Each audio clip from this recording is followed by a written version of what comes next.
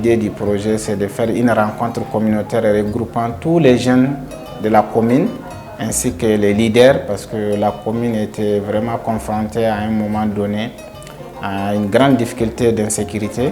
Et c'est cette raison pour laquelle nous avions initié ce projet. Après le financement du projet, nous avions organisé la rencontre communautaire qui a regroupé 50 participants, notamment 30 jeunes et 20 leaders communautaires de la commune, puisque la commune de Boura, c'est pratiquement la même famille. Les gens ont accepté de se rencontrer et les gens ont discuté pour vraiment proposer des pistes de solutions.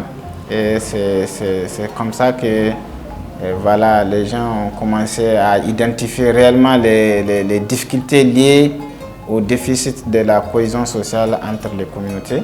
Et les gens ont proposé des mécanismes endogènes qui pouvaient, voilà, pour la gestion du conflit dans la commune.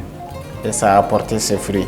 Le deuxième point aussi, c'était de faire des messages de sensibilisation à travers les radios locales pour passer le message du vivre ensemble, pour passer le message de la cohésion sociale. Les gens entendent parler de l'accord dans les villages, dans les hameaux, et ils ne savent pas qu'est-ce que c'est que l'accord. Donc c'est pourquoi nous avions intégré lors de la conception du projet un peu l'impression de l'accord et de sa vulgarisation aux communautés.